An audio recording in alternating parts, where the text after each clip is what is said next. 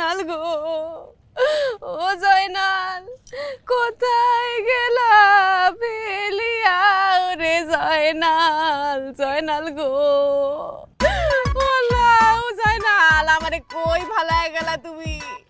আমারে যদি ফালাই যাইতে হইতো দেশের মাটিতে ফালায় যাইতা, এমন বিদেশে সিঙ্গাপুরে আইনা কেন লাগা ফালায় গেলা?